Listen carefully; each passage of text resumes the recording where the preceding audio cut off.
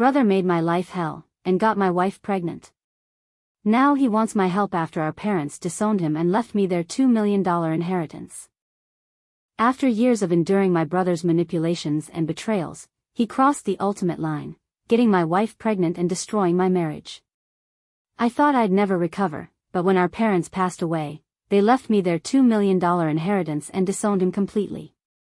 Now, he's back, desperate for my help after burning every bridge in his life. This is the story of betrayal, heartbreak, and an audacious plea for forgiveness. How do you respond when the person who's hurt you the most shows up at your door, begging for a lifeline? In this video, I share how I confronted my past, made peace with my pain, and found the strength to move forward, even when family becomes the source of your greatest struggles. Stay tuned for a shocking twist and a resolution you won't see coming. Growing up in a modest suburban home, I always felt like I had to prove myself. Our parents, while loving and supportive, held me to a high standard. I was the responsible one, the achiever, the one who had to pave the way. My younger brother, Ryan, on the other hand, was the exact opposite. Ryan had a way of charming everyone around him. He had that magnetic grin and an uncanny ability to talk himself out of trouble. When he skipped school, our parents would lecture him, but his, "I'm sorry, I'll do better," act always worked. Meanwhile, if I even so much as forgot to take out the trash, I'd get a stern talk about setting a good example. The real cracks started to show when we were teenagers. I had a part-time job at a local grocery store, saving up for my first car. I remember working late shifts, lugging groceries in the freezing cold, counting every penny I earned. One day, I opened my savings jar to find it nearly empty. At first, I thought I'd miscalculated. But then I saw Ryan casually walking through the house with a brand new video game console under his arm. "Where did you get the money for that?" I asked, already suspecting the answer. He shrugged, not even bothering to deny it. "Relax, Steve. I'll pay you back eventually." Of course, he never did. That was Ryan in a nutshell. Everything came easily to him because he had no shame about taking shortcuts, whether it was stealing my savings, lying about his grades, or convincing our parents that his failures were never his fault. Despite all this, I tried to be a good brother. I figured he was just immature, that he'd grow out of it with time. I even covered for him on more than one occasion, like the time he crashed Dad's car and begged me to take the blame because Dad listens to you more. Looking back, I can't believe I agreed to it. But at the time, I thought I was doing what any good brother would do. Things only got worse after high school. I went to college on a scholarship, working part-time jobs to support myself while earning my degree. Ryan, meanwhile, bounced from one dead-end job to another, always quitting when things got too hard. When he wasn't working, he was partying. Our parents would bail him out time and time again, paying his rent, covering his bills, even funding his hobbies. They excused it as, "Ryan just needs time to figure things out." By the time I graduated and landed my first job, I had started to distance myself from him. I was tired of being the responsible one, always cleaning up after his messes. But Ryan had a way of worming back into my life. One memory stands out vividly. It was a Sunday dinner at our parents' house. I had just gotten engaged to Jenna, the woman I thought I'd spend the rest of my life with. As we were sharing the news, Ryan interrupted with one of his big, over-the-top stories about a girl he was seeing in a trip he was planning. It was always like that, Ryan turning every moment into an opportunity to make himself the center of attention. Jenna laughed at his jokes that night, and I brushed it off as politeness. But now, looking back, I wonder if that was the first sign of what was to come. As we moved into adulthood, our paths couldn't have been more different. I built a stable life, married Jenna, got a good job, and bought a house. Ryan continued to drift aimlessly, borrowing money from family and friends, always with the promise to pay it back soon. Our parents, bless them, never stopped enabling him. They'd lecture him one moment and hand him cash the next. I remember one particularly heated argument with my mom when I told her they needed to stop bailing him out. "He's your brother, Stephen," she said, her tone reproachful. Family helps family. Helping him isn't helping, I snapped. You're just giving him an excuse to keep screwing up. But nothing I said ever got through to them.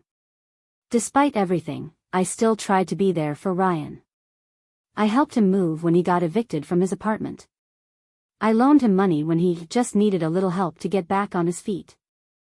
I even helped him get a job at the company where I worked, though that only lasted 3 months before he quit, claiming it was too boring. No matter what I did, it was never enough for Ryan. He took and took without a second thought. And yet, I clung to the hope that maybe, just maybe, he'd wake up one day and realize how much damage he was doing, not just to himself, but to everyone around him. I should have seen the warning signs when Ryan started coming around more often, always when Jenna was home. He'd make little comments about how lucky I was to have her, how she was way out of my league. I thought it was just Ryan being Ryan, always the charmer, always pushing boundaries. But I couldn't have imagined how far he would go, or how much he would destroy. Ryan wasn't just the golden child. He was the golden wrecking ball, smashing through everything I held dear. And I had no idea the worst was yet to come. The early days of my marriage to Jenna were some of the happiest of my life.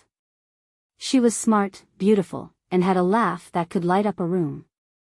I felt lucky to have her by my side as I worked hard to build our life together. Ryan, of course, was a constant presence. At first, I thought his frequent visits were his way of trying to reconnect. He'd stop by for dinner, show up with beer to watch the game, or offer to help with small chores around the house. Jenna, ever polite, welcomed him with open arms. But as time went on, I noticed things that didn't sit right with me.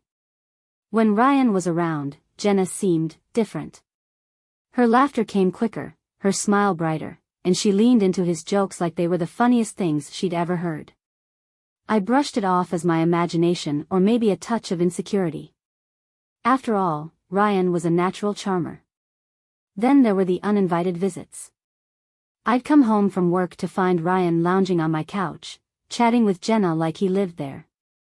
"Hey, Steve," he'd say casually, barely glancing up. Jenna and I were just catching up. "Long day?" It irked me, but I didn't say anything. Confronting Ryan always felt like picking a fight with a snake. You never knew how he'd strike back. The day Jenna told me she was pregnant was one of the happiest of my life, or so I thought. She had tears in her eyes as she handed me a positive test, and I hugged her, spinning her around in our tiny living room. "We're going to be parents," I said, unable to stop grinning. Ryan showed up that evening, uninvited as usual. When we told him the news, his reaction was odd. He congratulated us with his usual charm, but there was something in his expression, a flicker of something I couldn't quite place.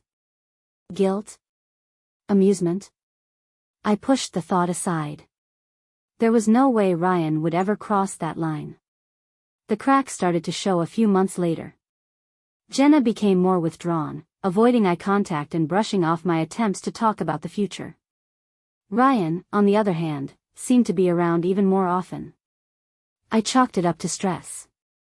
Pregnancy wasn't easy, and Ryan, despite his flaws, had always been good at distracting people from their worries. But one night, everything fell apart. It was late, past midnight, and I woke up to the sound of voices downstairs. Jenna and Ryan. I should have gone back to sleep, but something about their tone made me get out of bed. I crept down the stairs, my heart pounding. Their voices grew clearer as I got closer to the living room. "You need to calm down," Ryan said, his voice low and confident. "Calm down?" Jenna snapped, her voice trembling. "This is your fault, Ryan. What are we going to do?" "It's not Steven's baby," Jenna cried. "What are we going to do?" I froze. The words hit me like a sledgehammer. Ryan's reply was calm, almost amused. "Relax. He'll never know unless you tell him." I couldn't breathe. My mind raced, replaying Jenna's words over and over. "It's not Steven's baby. It's not Steven's baby." My foot slipped on the stair, and the creak cut through the tension like a gunshot. Jenna and Ryan both turned to look at me, their faces pale with shock. "Steven," Jenna stammered, her voice barely above a whisper. Ryan, ever the snake, tried to play it cool. "Hey, man. We were just talking about." "Save it," I said, my voice shaking. I looked directly at Jenna. "Is it true?" She couldn't meet my eyes. Tears streamed down her face as she nodded. The rest of the night was a blur of shouting, accusations, and heartbreak. Jenna tried to explain, to apologize, but her words were meaningless. "How long?" I demanded. "Months," she admitted. "I didn't mean for it to happen, Steven. I swear." Ryan, true to form, shrugged off any responsibility. "It's not a big deal," he said casually. "These things happen." That was the moment I snapped. "You ruined my marriage," I yelled, my fists clenched. "You destroyed everything I've worked for. And you don't even care?" Ryan smirked. "It's just life, Steve.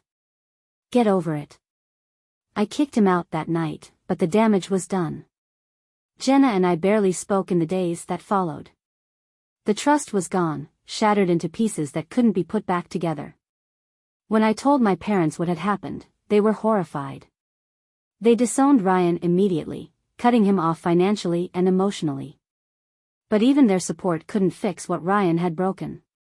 My marriage was over, my world turned upside down, and the betrayal of the two people closest to me hung over me like a dark cloud. Little did I know, this was just the beginning of the fallout. The living room was deathly quiet after Jenna's confession, the weight of her words settling over the room like a suffocating fog. I sat on the edge of the couch, staring at her, my mind trying and failing to process what I'd just heard. "How long?" I asked again, my voice barely above a whisper. Jenna fidgeted with the hem of her sweater, tears streaking down her cheeks. "I don't know, Steven," she said. "It just happened. At first, it was a mistake, but then..." "A mistake?" I cut her off, my voice rising. "A mistake is one night. A mistake isn't lying to me for months, maybe years. A mistake doesn't involve my own brother." Ryan, sitting across from me in the armchair, looked utterly unfazed. He leaned back, his arms draped casually over the chair's arms, as if this were just another family spat. "Don't make this into something it's not," he said, his tone cool and dismissive. "Not?" I repeated, incredulous. My hands were trembling, and I clenched them into fists to steady myself. "You slept with my wife, Ryan. She's pregnant, and the baby might be yours. How am I supposed to not make this a big deal?" Ryan shrugged, giving me that same smug smile he'd worn since we were kids. "Things happen, Steve. People make mistakes. Don't act like your life is over because of it." Jenna sobbed harder, her face buried in her hands, but my sympathy for her had run dry. I turned to her, my anger boiling over. "Did you ever think about what this would do to me? To us? Or were you too busy sneaking around with him to care?" "I didn't mean for this to happen," she said, her voice muffled. "I love you, Steven. I swear I do." "Love me?" I laughed bitterly. "You have a hell of a way of showing it." The confrontation spiraled into a shouting match, years of resentment bubbling to the surface. Jenna begged for forgiveness, while Ryan continued to act as though he'd done nothing wrong. Every word out of his mouth was like pouring gasoline on a fire. "I mean, let's be real, Steve," Ryan said, his smirk widening. "Jenna deserves someone who's not as boring as you are." That was the final straw. I lunged at him, my fists colliding with his chest, and for the first time in his life, Ryan looked genuinely afraid. Jenna screamed, trying to pull me back, but I was too far gone. "Get out," I growled, shoving him toward the door. "Get the hell out of my house." Ryan left without another word, but the damage was done. Jenna tried to explain herself again, but I held up a hand to stop her. "I can't do this right now," I said, my voice shaking. "You need to leave." "Stephen, please. Go." I yelled, and the sheer force of my voice startled even me. She grabbed her coat and left, slamming the door behind her. The silence that followed was deafening. When I told our parents what had happened, their reactions were as explosive as I expected. My mom sobbed, clutching her chest as though her heart had been physically broken. My dad, usually the calm and measured one, went pale with fury. "Ryan's out," Dad said firmly. "I don't care if he's my son. He's not part of this family anymore." I barely registered their words. The numbness had already set in, wrapping itself around me like armor. My parents cut Ryan off immediately. He was removed from the family trust, barred from family gatherings, and left to fend for himself. I should have felt vindicated, but all I felt was emptiness. The days that followed were a blur. I filed for divorce from Jenna, a process that was as emotionally draining as it was inevitable. She begged me to reconsider, swore she'd do whatever it took to make things right, but I couldn't even look at her. "I can't forgive this," I told her. "I'll never be able to trust you again." The pregnancy complicated everything. She insisted the baby was mine, but I couldn't bring myself to believe her. I told her I wanted a paternity test once the baby was born. As for Ryan, he tried to reach out a few times, leaving me half-hearted voicemails that alternated between apologies and attempts to downplay the situation. I deleted them without listening. One night, I got a text from him. "You'll forgive me eventually, Steve. We're brothers, after all." I stared at the screen for a long time, the anger simmering just beneath the surface. Finally, I typed back. "I don't have a brother." Looking back, the betrayal from Ryan and Jenna was like a wrecking ball to my life. It destroyed everything I thought I knew about love, trust, and family. Our parents' decision to disown Ryan brought some small sense of justice, but it didn't fix the broken pieces of my heart. At that point, I was too shattered to care about inheritance or revenge. All I wanted was to start over, to pick up the pieces of my life and rebuild, far away from the wreckage my brother had left behind. Little did I know, Ryan wasn't done wreaking havoc just yet. Starting over after the divorce felt like stepping into a void. The day I signed the final papers, I sat in the courthouse parking lot, staring at the lines of ink that officially ended my marriage. What was supposed to be a life built on trust and love had been reduced to a cold exchange of signatures. Divorcing Jenna wasn't just painful, it was humiliating. Mutual friends whispered behind my back, speculating about the baby, about Ryan, about me. I could see the pity in their eyes, and it burned. I moved out of our shared home the next day. Watching the movers haul away my belongings felt surreal, like I was watching someone else's life fall apart. Every piece of furniture, every framed photo, felt like a reminder of what I'd lost. "Keep it," I told Jenna when she asked what I wanted to take. "I don't care anymore." The first few months were the hardest. I rented a one-bedroom apartment on the edge of town, a far cry from the suburban home I'd once shared with Jenna. The walls were bare, the furniture secondhand, but it was mine. It was quiet.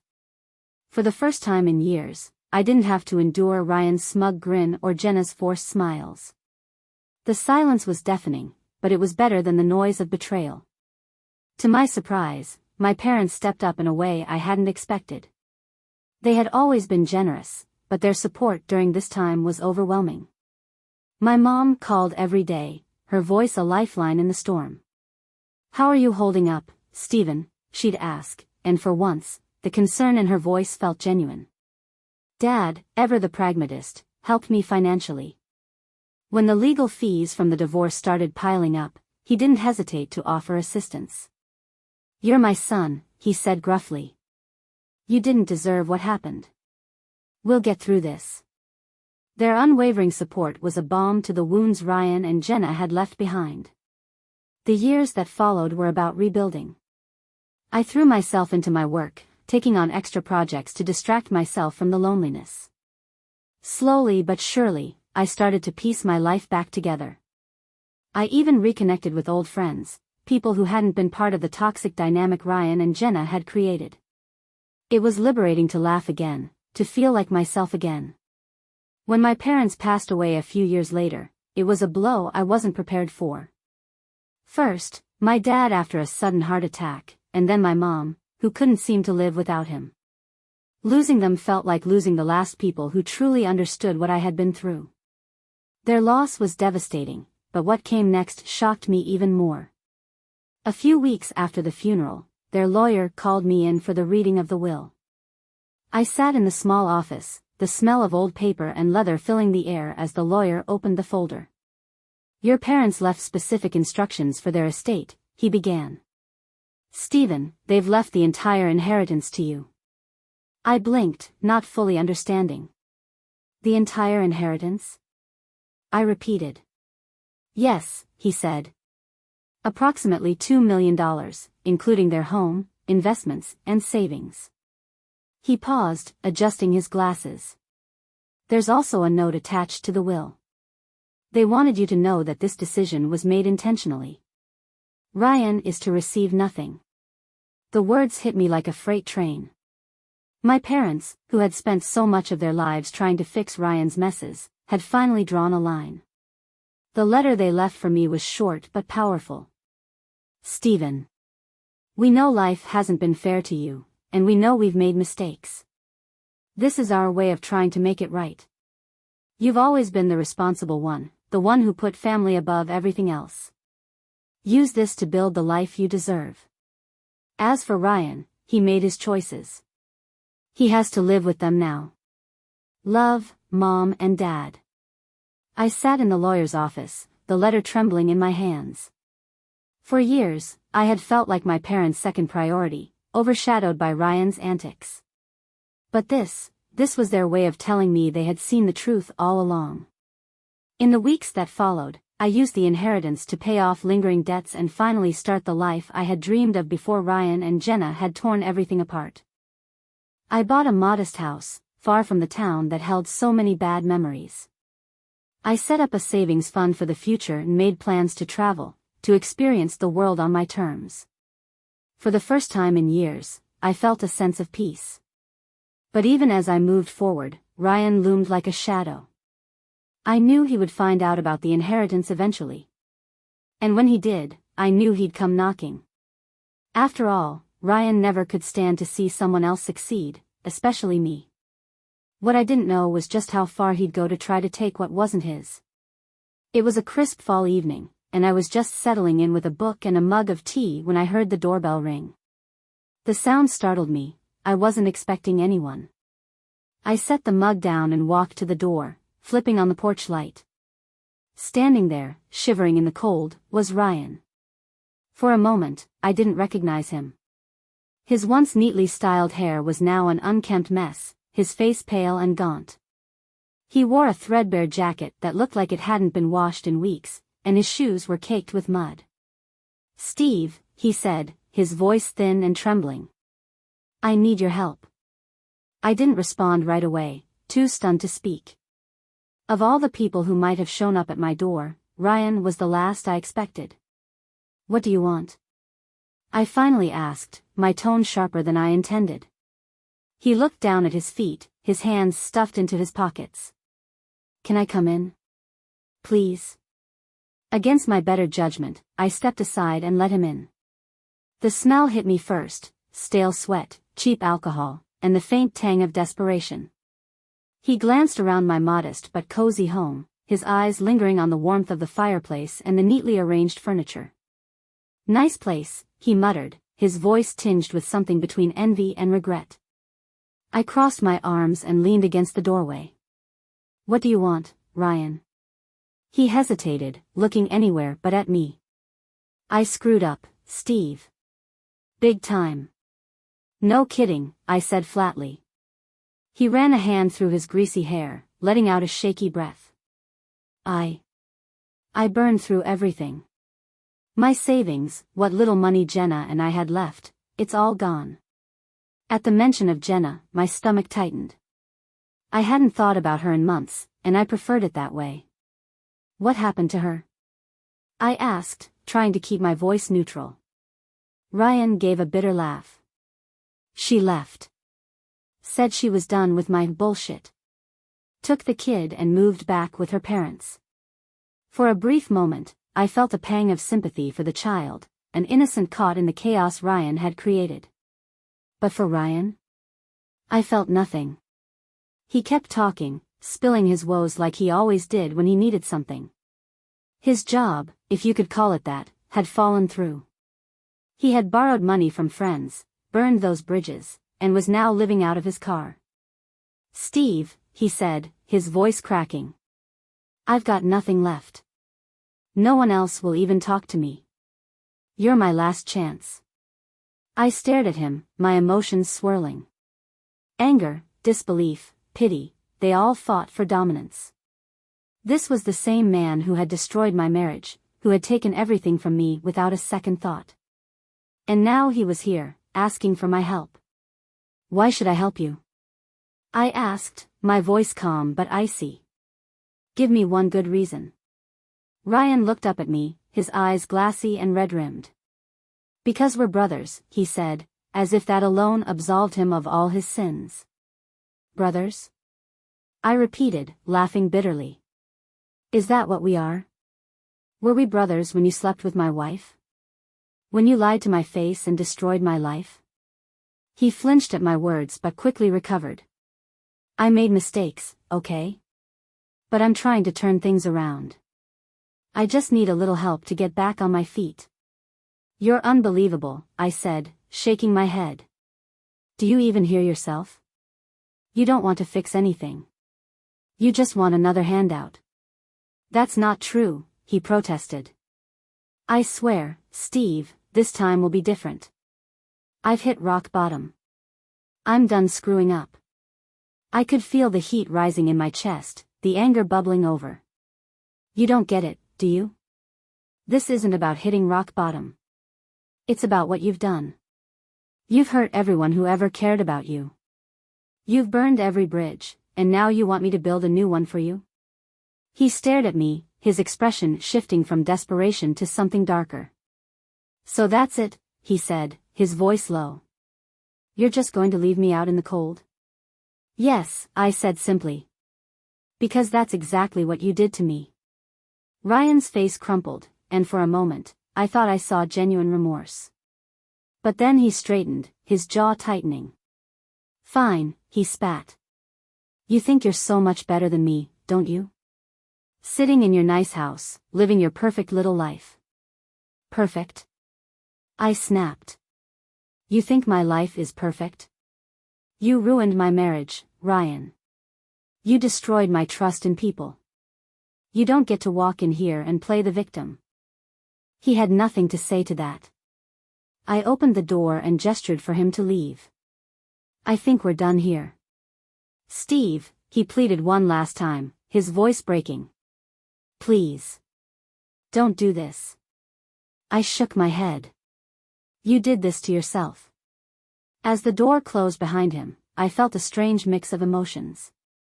Relief, anger, sadness, they all churned together, leaving me drained. Ryan's plea for help had fallen on deaf ears, not because I didn't care, but because I finally realized that caring for him meant enabling him. And I was done being his safety net. Sometimes, walking away is the only way to truly move forward. Ryan sat on the edge of my couch, his hands clasped together as if in prayer, his disheveled hair and wrinkled clothes giving him the appearance of someone who had hit rock bottom. His desperation hung in the air, heavy and palpable. "I just need a little money to get back on my feet," he said, his voice trembling. He wouldn't look me in the eye, instead staring at the floor like it held the answers to his problems. "I know I messed up, Steve, but we're brothers. Family sticks together, right?" For a moment, I was too stunned to speak. Then, a bitter laugh escaped me before I could stop it. It wasn't a laugh of amusement, it was a laugh of disbelief, of frustration, of years of pent-up anger finally breaking the surface. "Family sticks together?" I repeated, my voice rising. "You really want to talk about family, Ryan? Like when you slept with my wife? Like when you lied to my face for months, pretending you gave a damn about me? Was that your idea of sticking together?" Ryan flinched, his face flushing red. He looked up at me, his eyes wide and pleading. Steve, I didn't mean for any of that to happen. It got out of control. Out of control? I snapped. Ryan, you destroyed my marriage. You ruined the one thing I thought I could count on. And now you're sitting here, asking for my help? The audacity is incredible, even for you. He opened his mouth to respond but closed it again, his words dying on his lips. For once, it seemed he had nothing to say. The silence stretched between us, thick and suffocating. Finally, Ryan sighed and leaned forward, burying his face in his hands. I know I screwed up, he muttered, his voice muffled. I know I don't deserve your help. But I'm out of options, Steve. I've got nothing left. I crossed my arms, leaning back in my chair as I studied him. And whose fault is that? I asked coldly. Ryan looked up, his eyes glossy with unshed tears. Mine, he admitted. It's all my fault. I know that. But please. I'm begging you. Just give me a chance to fix this. Hearing him take responsibility for once was surprising, but it didn't change the facts. I had spent years cleaning up his messes, giving him chance after chance, and each time, he had thrown it back in my face. You don't get it, do you? I said, my voice steady but firm. This isn't just about the money. This is about trust. You've broken every ounce of trust one ever had in you. And now you expect me to just hand over my hard-earned money because we share the same blood? Ryan's expression darkened, a flicker of anger breaking through his mask of desperation. It's not like you can't afford it, he snapped. You're sitting on that inheritance Mom and Dad left you. They gave you everything while I got nothing. There it was, the entitlement, the resentment. I leaned forward, my voice dropping to a dangerous calm. You know why they left me the inheritance? Because they were done with you, Ryan. Because they saw what kind of person you are, a liar, a manipulator, a user. You burned every bridge you ever had, and now you want me to build you a new one? No. His face twisted in frustration. So, what? You're just going to leave me out here to suffer? You're going to let your own brother rot? I stood up, towering over him as I pointed toward the door. I didn't let you do anything, Ryan. You made your choices. You're the one who put yourself here. Don't blame me for the consequences of your actions. Ryan stood too, his desperation now giving way to anger. You're unbelievable, he spat. You think you're so much better than me, don't you? Just because you've got your perfect little life and your precious inheritance. Perfect? I repeated, my voice rising. You think my life is perfect? You think losing my marriage, my trust in people, and years of my peace because of you is perfect? I shook my head, the bitterness bubbling to the surface. You don't get it, Ryan. You've taken enough from me. I'm not giving you another damn thing. He stared at me, his jaw clenched and his fists tightening at his sides. For a moment, I thought he might lash out, but then his shoulders sagged, and he let out a shaky breath. Fine, he said quietly, his voice dripping with resentment. I see how it is. No, you don't, I said, opening the door. But maybe one day, when you're finally ready to take responsibility for your life, you'll understand. Until then, you're on your own. Ryan walked out without another word, his head hanging low. I watched him disappear down the street, a strange mix of relief and sadness settling over me. As I closed the door, I took a deep breath and leaned against it, the weight of the encounter finally hitting me. Helping Ryan might have eased my guilt, but it wouldn't have fixed him. He had to learn that actions have consequences, and sometimes, those consequences are permanent. Family or not, I couldn't let him drag me down anymore. For the first time, I felt like I was truly moving on. Ryan's reaction to the letter was as predictable as the sunrise. He bombarded me with messages, each one angrier than the last, calling me selfish, heartless, and every name in the book. He blamed me for his failures, for his struggles, for everything that had gone wrong in his life. But for the first time in years, his words didn't affect me. I didn't feel the familiar pang of guilt or the urge to fix things. Instead, I felt an overwhelming sense of freedom, as if I'd finally broken the chains that had held me down for so long. The $2 million inheritance was a blessing, giving me the financial security to rebuild my life on my own terms. But the real victory wasn't the money, it was reclaiming my peace. It was the clarity that came with cutting toxic people out of my life and refusing to let their chaos define me. Sometimes, family can hurt you more than anyone else. And sometimes, the best thing you can do, the only thing you can do, is walk away. As I closed that chapter for good, I realized that letting go wasn't just an ending, it was a beginning. And this time, it was mine.